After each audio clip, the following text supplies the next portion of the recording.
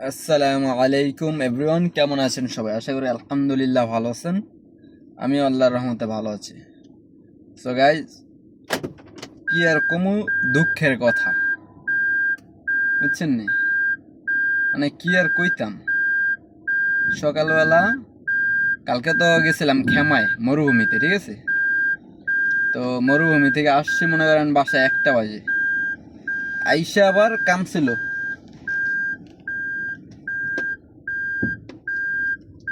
Free ছিলাম না। আইসা আবার কাম টাম কইরা পরে মনে করেন ঘুমাইতে ঘুমাইতে মানে কাম শেষ করতে 1:30 বাজছে। তারপর মনে করেন ঘুমাইতে ঘুমাইতে 2টা।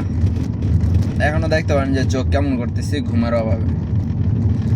তো 2টা বাজে ঘুমায় সকালবেলা উঠছি, ধরেন বাকি আমার কাজের জন্য একটু জলদি উঠছে, আর বাসার কাজের জন্য ধরেন 6টা বাজে, ঠিক আছে? তো ধরেন 6টা বাজে উঠলাম। 6টা বাজে উঠে কি করলাম, বাসায় কিছু কাজ ছিল সেগুলো সারলাম। তারপর দিওয়ানি আর কিছু কাজ ছিল, সেগুলো অনেকটা গুছিয়েছি, আর কিছু বাকি আছে, ওটা গুছাইলাম। আর মরুভূমিতে যে গাড়ি থেকে আসছে সেই গাড়ির অবস্থা তো ভীষণ খারাপ। সেই গাড়িটা ক্লিন করতে মনে হয় 1 ঘন্টা লাগছে। এত কাদামাটি, এত ইয়াটিয়া বালু টালু ঢুকে এমন শক্ত হয়ে আছে যে এখনো যদি আপনি ভালো করে চেক দেন যে এখনো রয়ে গেছে। তো যতটুকু সম্ভব আমি ক্লিন করছি, আর বাকিটা কিছু করার নেই। তো এত কাজটা শেষ করে তারপর গোসল টোসল করে নাস্তাও করে নিই। সকালে শুধু একটা আপেল খেলাম, ভাবলাম নাস্তা খাইতে আবার টাইম যাবো, কারণ আজকে আবার শনিবার, শনিবার আবার হয় পার্টি, ঠিক আছে? তো পার্টির জন্য আবার উপস্থিত থাকতে হবে না। তো এখন ভাবলাম যে বাজে 12টা, যে 1টা 2টা পর্যন্ত ঘুমায়, অতক্ষণ ওরা রান্না বান্না শেষ করুক, যে একটু ঘুমাই। ভাই কি আর কইতাম দুঃখের কথা, মাত্র মাত্র কম্বলটা গায়ে দিলাম আর আইসে ফোন।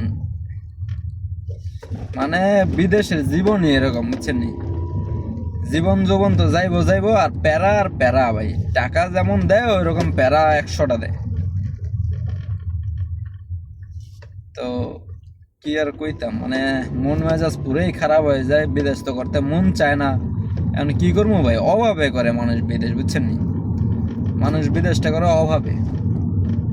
কেউ আসতে চায় না, ফ্যামিলি পরিবার বন্ধু বান্ধব আত্মীয় স্বজন রাইখা এই জেলখানার মতো জীবন কেউ চায় না। যারা আসে তারা সবাই বিপদে পড়ে আসে। তো যাই হোক, কিছু বলার নাই, যতদিন আছে ততদিন এই প্যারা নিতে হবে।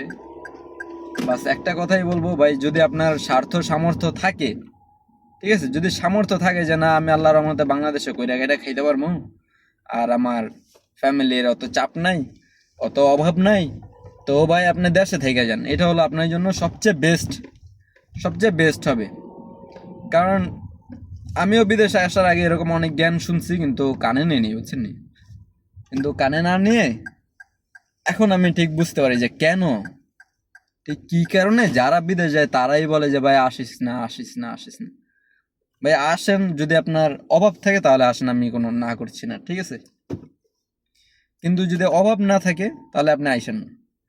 কারণ আমি অনেকে দেখছি, আমার দেখা, ঠিক আছে, আমার দেখা, আমি অনেক মানুষকে দেখছি যে যারা আইসা কোনো মতে ভাই শুধু যেটা খরচ করে আসছে ওই টাকাটা উঠানোর জন্য পাগল হয়ে যায়, এবং ওই টাকা উঠেইলেই দৌড় মারবে, ঠিক আছে? কারণ ওই লোন টোন করে আসছে, ধারটা নিয়ে আসছে, ওই টাকা তো পরিশোধ করতে হবে। তো মনে করেন মানুষ পাগল হয়ে যায় যে ভাই শুধু ওই টাকাটার জন্য রয়ে গেছি, শুধু ওই টাকাটার জন্য রয়ে গেছি। আর বিদেশে এসে থাইকা খায়া ঘর ভাড়া দিয়ে তারপর নিজের খরচ বাবদ ভাই সংসারের খরচ চালানোই মুশকিল, আর কিস্তি চালানো, লোকদের প্যারা, আর নিজের কিছু টাকা কাটনা। এত বছর আপনি আসছেন, কিছু যদি না নিয়ে যান হয়, তো ওই লোন পরিশোধ করতে করতে মানুষের 5-10 বছর কেটে যায়। আর এখন তো আপনারা জানেন যে মানুষ কত করে আসে, একজনে 10 লাখ 12 লাখ করে কুয়েতে আসতেছে। ভাই কুয়েতে মধু নাই রে ভাই, বেতন আছে, তুমি কাজ জানো না, আসো ক্লিনিং কোম্পানিতে, তুমি কেমনে এত টাকা কামাইবা? মাসে 35,000 40,000 ধরো বেতন, ধরো তোমার নিজের খাওয়া, ফোনের খরচ, 5 টাকা সিম খরচ, নেটের খরচ, তারপর তোমার আলাদা কিছু খরচ আছে না, ওই খরচ বাবদ কয় টাকা থাকবে, কয় টাকা তুমি বাড়িতে পাঠাবা, ঠিক আছে? আর যদি তুমি লোন করে আসো তাহলে বুঝো তোমার অবস্থাটা কি হবে, ঠিক আছে? তো শুধু মধু দেখে আসলে হবে না, বললাম তো যে বিদেশ আসেন, আমি আসতে না করছি না, যদি অভাব থাকে আল্লাহর রহমতে চলে আসেন, ঠিক আছে। আর যদি আপনার কাছে ওইরকম মন মানসিকতা থাকে যে হ্যাঁ আমার একা থেকে অভ্যাস আছে, আমি একা থাকতে পারবো, হ্যাঁ, এই বাড়ি থেকে 2 দিন পর বউ ফোন দিল, কান্নাকাটি করলো যে এটা সেটা এই হয়েছে সেই হয়েছে, তুমি আসো, তা আপনি যাওয়ার জন্য পাগল হয়ে গেলেন। এটা এমন না রে ভাই যে আপনি চাইলেন আর মন চাইলেন আর গেলেন গা, ঠিক আছে। একবার ঢুকলে একবার ঢুকলে সহজে কেউ যেতে পারে না। কালকে আমাকে একজন গল্প শোনাচ্ছিল, এক পাকিস্তানি আরেক পাকিস্তানিকে দেখায় বলতেছে, ওই দেখো ওই মুরব্বী লোকটাই যে আস্তে আস্তে হাঁটে, ওই লোকটা কমপক্ষে 27 বছর ধরে বিদেশ করতেছে।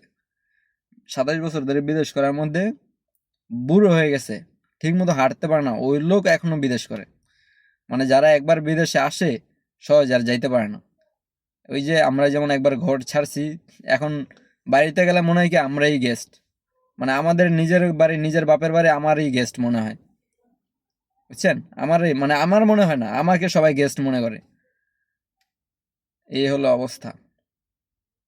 তো যাই হোক, এটাই বলতে চাইছিলাম যে ওই 27 বছর ধরে যে লোকটা আছে, তার একদিন এক পাকিস্তানের লোক বলল, মানে আমি যার কাছ থেকে গল্পটা শুনলাম আর কি, সে আমাকে বলতেছে, তো এক পাকিস্তানি আরেক পাকিস্তানি বলতেছে যে দেখ, 27 বছর হয়ে গেল, জীবন যৌবন তো গেল, বয়স হয়ে গেছে, বুড়ো হয়েছে, এখন কি আর তোর কামের বয়স আছে? যা কামাইছিস কামাইছিস, ওই টাকা নিয়ে দেশে যা, দেশে যা একটু নিজের ফ্যামিলির সময় দে, নিজের শরীরের সময় দে, এখন কি আর তোর কাজ কামের বয়স আছে নাকি?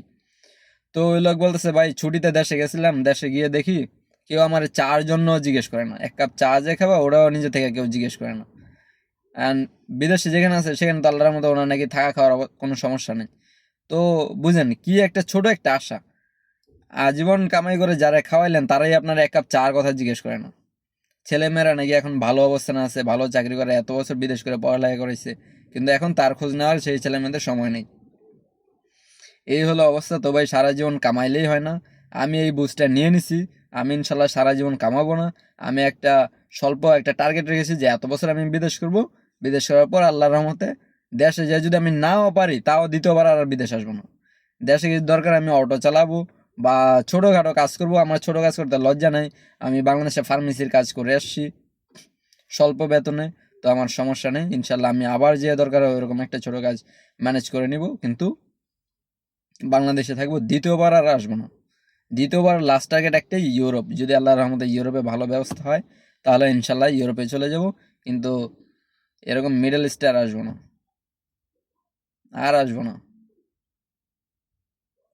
তো নিজের অভিজ্ঞতা থেকে বলতেছি, বা আশপাশে আমার যারা আছে তাদের থেকে অভিজ্ঞতা নিয়ে আমি বলতেছি আপনাদের, আপনারা কেউ মন খারাপ করবেন না, আপনারা আসেন, আমি বললাম যদি কারো অভাব থাকে তাহলে আসেন, কিন্তু অবস্থা ভালো থাকলে যদি বাংলাদেশে কিছু করে যেই টাকা খরচ করে আসেন ওই টাকাতে কিন্তু বাংলাদেশে কিছু করা যায়। এখন হতে পারে অনেকে বলতে পারেন যে ভাই বাংলাদেশে যে আমি কিছু করব, এত টাকা লোন নিয়ে আমি বাংলাদেশে করবো, লোনওয়ালারা বা প্যারা দিতে পারে।